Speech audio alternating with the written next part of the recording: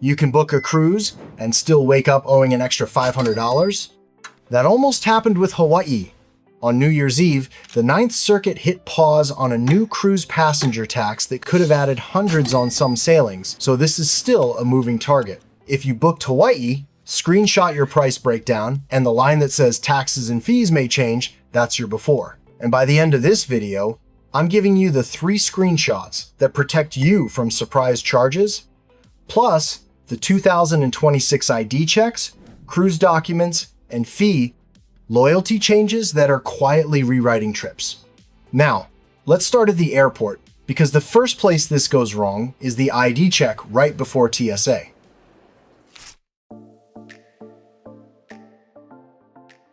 You walk up to the TSA podium, hand over your ID, and the agent gives you that little pause, the one that makes your stomach drop. Then you hear it. This won't work. And in that moment, you basically have 2 options. Turn around and figure it out, or get pushed into identity verification while your boarding time keeps creeping closer. For domestic flights, you're good if you've got a passport, an enhanced driver's license in the states that issue it, or a trusted traveler card like Global Entry or Nexus. If you're still using a regular license that isn't Real ID compliant, this is where the routine line becomes a problem. Starting the 1st of February 2026, TSA adds a paid fallback called Confirm.ID. It's $45, it's tied to a 10-day travel window, and you should expect it to cost you extra time, think 10 to 30 minutes. And this part matters. Confirm. ID isn't pay and walk through. It's a last chance process where they try to verify who you are.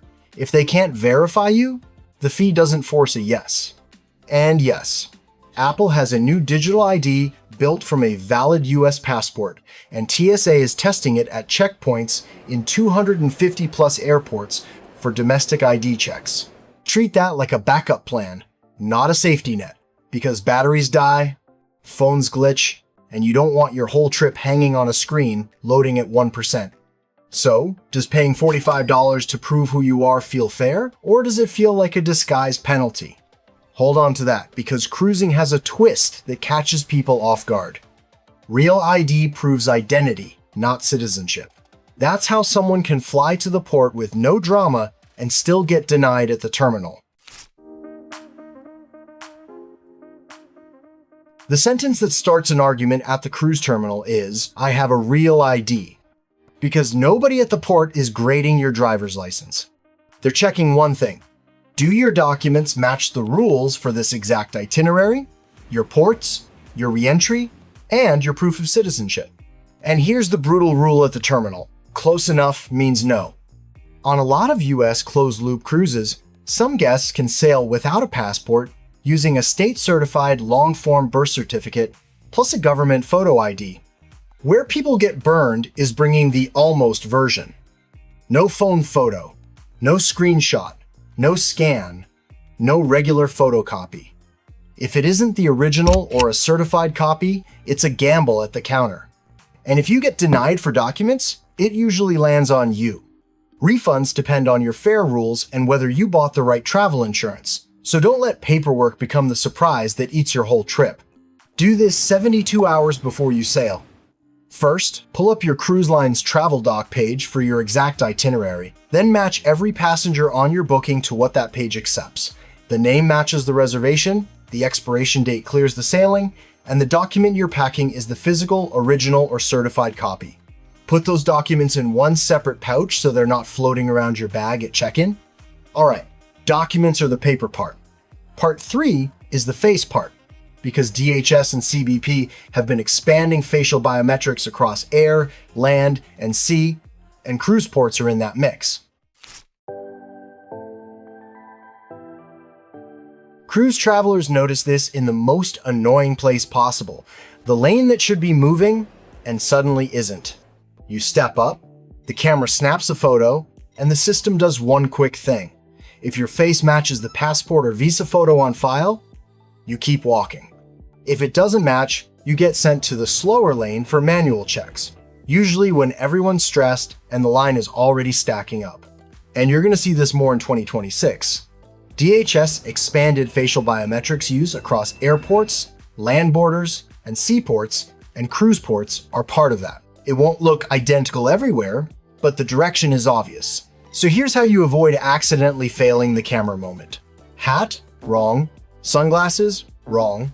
Looking down at your phone? Wrong. 1 clean second facing the camera? Right. Passport already in hand? Even better.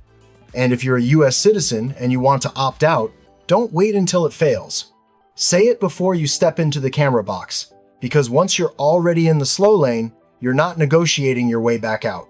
If you're not a US citizen, expect less flexibility depending on the port and the lane. Now, the UK has a different kind of gate. No camera lane, no officer questions, just a yes, no authorization that gets checked before you even board. Miss it and you don't fix it on arrival, you get stopped at the desk.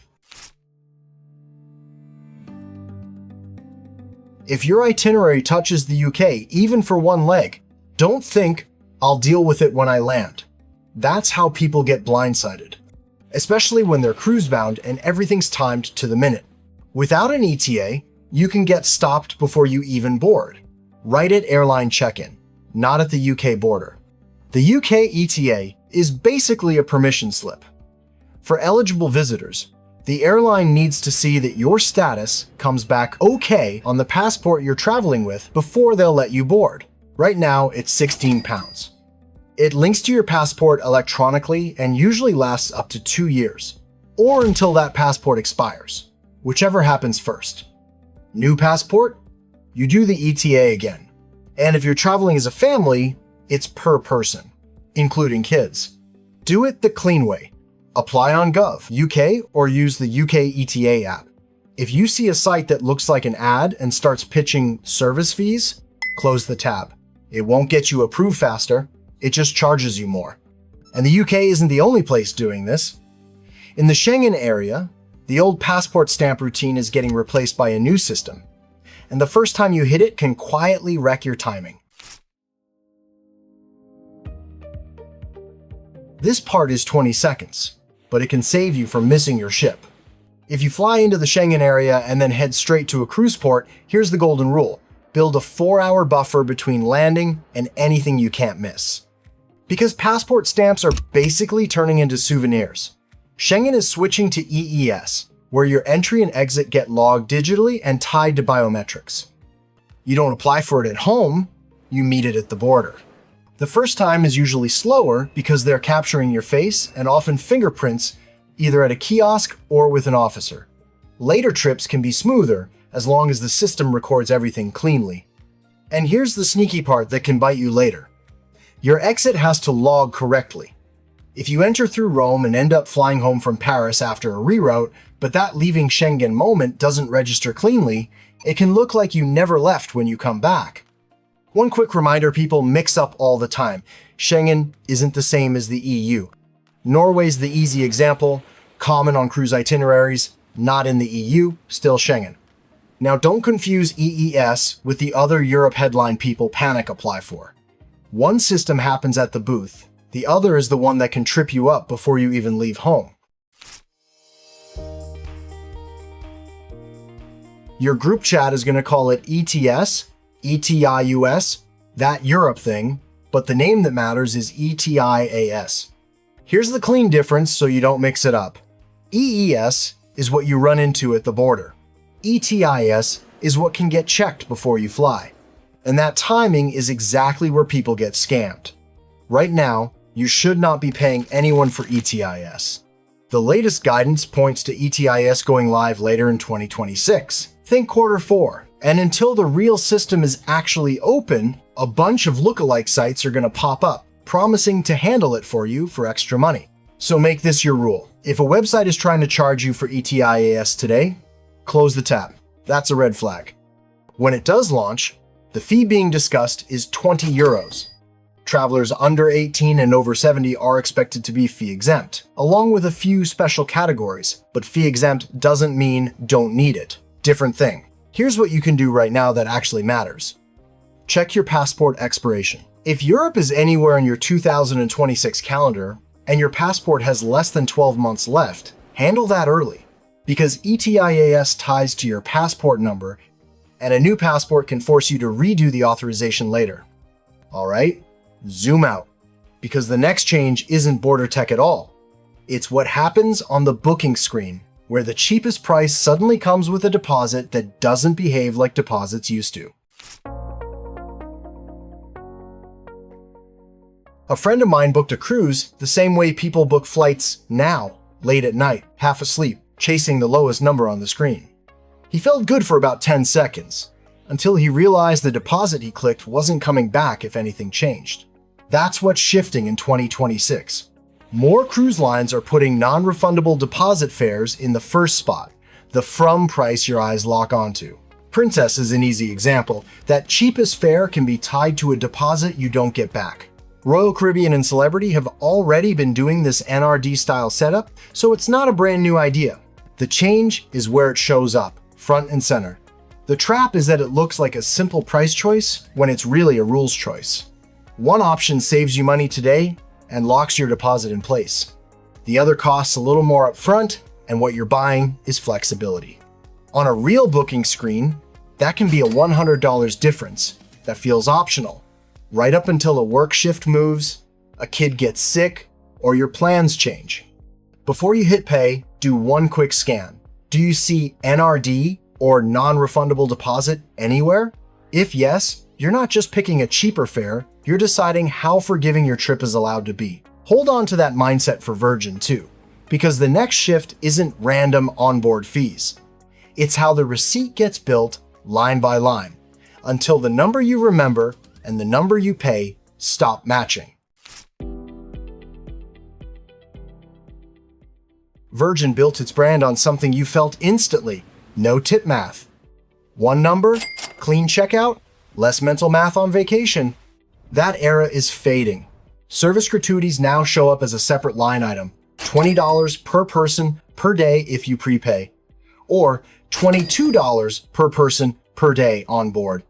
Quick math, on a 7-night sailing, that's an extra $140 to $154 per person you have to mentally add back in when you're comparing fares and thinking, oh, Virgin looks cheaper.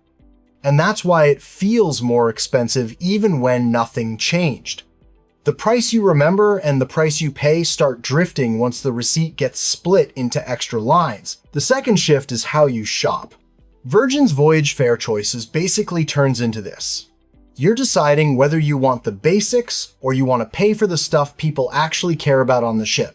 Faster Wi-Fi, earlier access to dining reservations, more bar tab, drinks credit, and the ability to change plans without getting boxed in. The base tier still gets you the core experience, it just tightens flexibility. So when you're comparing Virgin to anything else, don't get hypnotized by the headline fare. Decide two things for your trip. Do you want the gratuities to show up front, or are you fine seeing them later? And do you really need early dining slots and extra flexibility? Or would you rather keep the cheaper tier and live with fewer nice-to-haves? Because the next wave of 2026 changes isn't paperwork at all. It's the little onboard charges that look harmless until you total them up, and one of them puts a price tag on something cruisers assumed was untouchable. Cruise pricing loves the word included right up until you do something a second time and a new line shows up on your bill. First punch, Norwegian's main dining room. There's a $5 charge if you order a second entree. It doesn't really hit the person who's starving. It hits the curious cruiser, the one who wants to try two mains without gambling their whole dinner on a new dish. The easy way to dodge the regret is simple.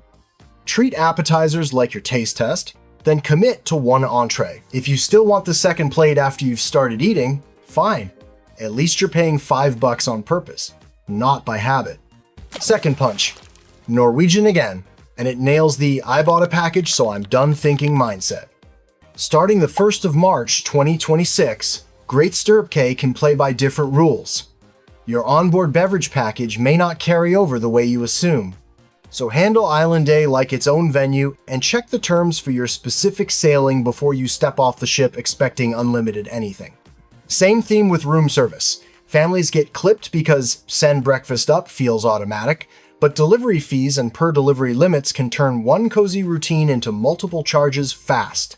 If you've got an early port morning, lean on included grab-and-go spots first and save room service for the moments it actually saves your sanity. Third punch, Royal Caribbean. And this one's targeted, so it adds up quickly if it applies to you. After hours, kids programming can run around $15 an hour per child in certain late-night windows. Regular kids club time still feels normal. The paid part is the outside the usual hours block.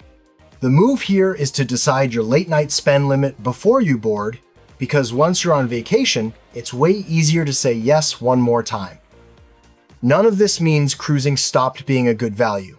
It means the bill is getting more itemized, and you feel it through tiny choices on board, not the glossy headline fare. And when fees start splitting out like this, loyalty becomes one of the only levers that can pull value back, which is why the next change is actually weirdly useful. If you cruise across Royal Caribbean group brands, you've probably lived this. You book Celebrity because the itinerary is perfect, but you really want to build Crown and Anchor. You take a great trip, and it still feels like your real status is stuck on pause. That's what Points Choice is trying to fix. The weirdly valuable part is that it works like airline crediting. You can sail on one brand, then choose where that credit lands inside the Royal Caribbean Group universe, so a Celebrity sailing can still help your Royal Caribbean status, and a Royal Caribbean family trip doesn't have to do nothing for your Captain's Club progress. When people hear loyalty change, they assume downgrade. Fair. Cruise loyalty already feels like fine print. But the upside here is very practical. Families mix brands, friend groups pick ships, and you stop losing momentum just because the itinerary that works this year isn't your usual line. Just don't expect a magic cleanup button. This isn't move my old points around. It applies to new, eligible sailings around the early 2026 launch window and forward. And you still have to be intentional. If you don't choose where the credit goes, you'll keep scattering progress across accounts. Now, the next loyalty change is the opposite vibe. Carnival's new rewards program was talked about for June 2026, then pushed to the 1st of September 2026, and the real shift isn't the logo. It's what the program starts rewarding, and two types of cruisers are going to feel it in completely opposite ways. Carnival is replacing VIFP with Carnival Rewards in September 2026, and the headline is simple: loyalty won't be nights only anymore. Two cruisers are going to feel this in opposite ways. If you sail less often but book bigger and spend more on board, you can climb faster. If you built status through lots of short, budget sailings, you might climb slower than you expect. Here's the trap people miss. Progress usually follows the folio. Whoever's name and card are paying that cabin is usually the one who gets the credit. Carnival splits it into two numbers: points you can use later, and stars that decide your status. Points are spendable, stars are rank. Diamond stays the lifetime exception, and everything else gets re-earned on a 2-year cycle. Milestones still recognize days at sea, but it's a separate track. So before you sail, set up your cabins on purpose, because two cabins can spend the same money and end up with totally different progress just from where the charges land. And once loyalty starts running on cycles in fine print like this, here's the bigger theme for 2026. The numbers you locked in aren't always locked. Sometimes the math changes after you book, through taxes and fees you never saw coming. Remember that Hawaiʻi fee I mentioned at the very start of the video? This is why it matters. It isn't a flat little charge you shrug off. It's the kind of line item that can change the math after you've already booked and mentally locked your budget. Across cruising right now, the pattern is simple. More destinations are funding local needs through passenger fees, and you usually don't see it as fare. It lands later under taxes, fees, port expenses, sometimes rolled in, so you don't notice it until you compare receipts. Mexico's cruise passenger fee is a good example, phasing upward from about $5 to $10 in 2026 depending on when you sail. Greece is doing a cruise passenger fee that changes with season, and the headline number, €20, is mainly tied to Mykonos and Santorini at peak times. Amsterdam's day visitor charge for cruise passengers sits around €14.50 per person, and some Caribbean itineraries are seeing port fees inch up by a few dollars per guest. Annoying? Sure. Predictable? Also yes. Hawaii is different because it's swinging in court. Here's the method, and this is the part people miss. Hawaii's law treats cruise cabins more like floating accommodations. It adds an 11% tax on cruise passenger fares, but only on the portion prorated to the number of days the ship is in Hawaii ports. Counties can tack on up to 3% more, which is how you get a total as high as 14% on that prorated slice. So it's not $X per port, it's a percentage problem. Back of napkin math. On a Hawaii-heavy itinerary, that formula can turn into $300, $500, or more per cabin, depending on your fare and how many Hawaii port days you have. Legally, it's been whiplash. A federal judge cleared the way for it to begin at the start of 2026. Then on the 31st of December 2025, a federal appeals court hit pause with an emergency block while the appeal plays out. Translation: it's not settled. It can flip again. If you already booked Hawaii, treat your budget like it has a moving part. Screenshot your current breakdown, keep an eye on that taxes fees bucket, and leave real breathing room, because if this switches back on, the change won't feel like a rounding error. And be honest with yourself. If this snaps back and your price jumps a few $100s, are you still sailing Hawaii, or are you switching itineraries? If you know someone booking Hawaii, send this to them now so it doesn't become a last-minute shock. 2026 travel isn't getting expensive in one big jump. It's getting expensive in tiny line items and rules you didn't know you agreed to. Before you close this video, open your booking and find 3 things: taxes, fees, port expenses, whether the deposit is refundable, and the line that says those numbers can change. If you can't spot them fast, that's usually where the surprise hits. Comment checklist, and I'll pin the exact 3 lines to look for. Save this, send it to the friend who books first and reads later, and I'll see you in the next one.